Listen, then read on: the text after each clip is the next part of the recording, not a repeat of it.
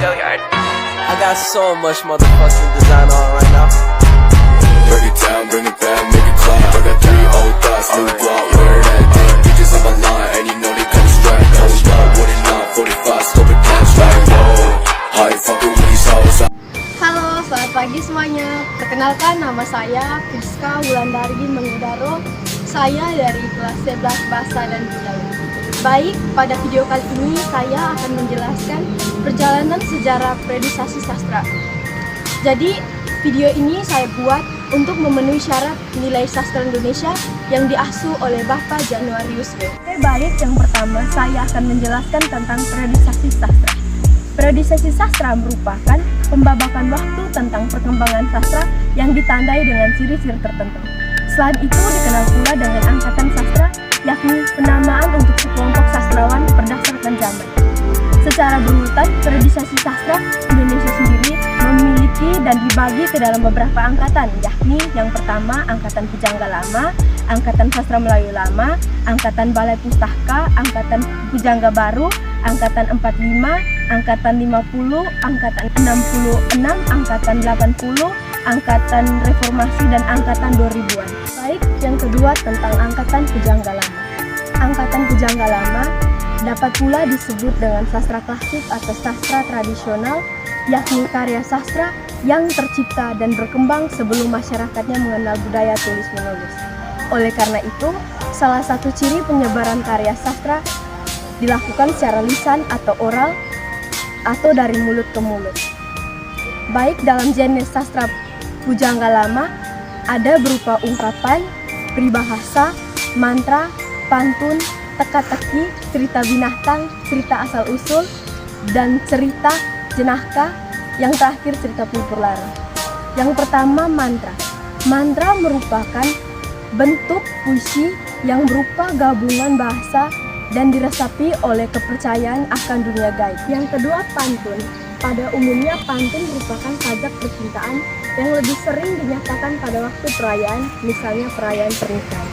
Pantun terbagi atas 3, yaitu pantun berkait atau seloka, pantun talibun, dan yang ketiga karmina. Jadi syarat-syarat pantun lebih terperinci adalah sebagai berikut. 1. Terdiri atas 4 baris.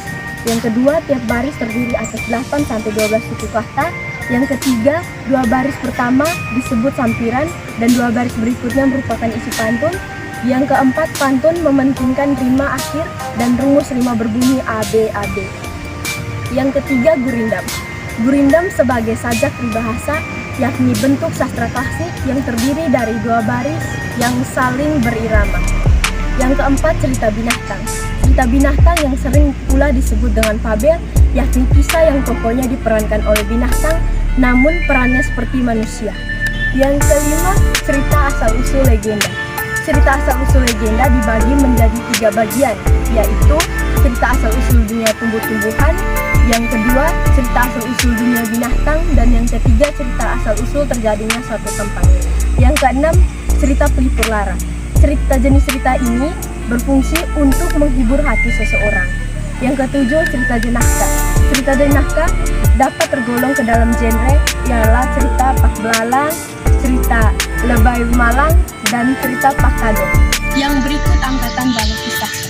Angkatan Balai Pustaka sering juga disebut karya sastra Angkatan 20-an atau Angkatan Balai Pustaka. Berikutnya Angkatan Pujangga Baru.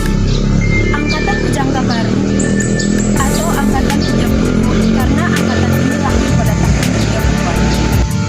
Yang berikut Angkatan 45. Angkatan ini sering juga disebut sebagai Angkatan Chairil Anwar karena perjuangan Chairil Anwar sangat besar dan melahirkan Angkatan 45 ini. Yang berikut Angkatan 50. Angkatan ini dikenal sebagai periode krisis sastra Indonesia. Pada masa ini, dunia sastra juga mengalami masa-masa umum yakni dengan karya pengaruh-pengaruh partai periode di dalamnya. Yang berikut Angkatan 66. Angkatan 66 dicetuskan oleh H.B. Jassin melalui bukunya yang berjudul Angkatan 66. Angkatan ini lahir bersamaan dengan kondisi politik Indonesia yang tengah mengalami kekacauan akibat teror. Berikut angkatan 70-an. Angkatan 70-an ini muncul karya-karya sastra yang lain dari sebelumnya. Karya-karya ini tidak menandakan pada masa ke masa yang lain.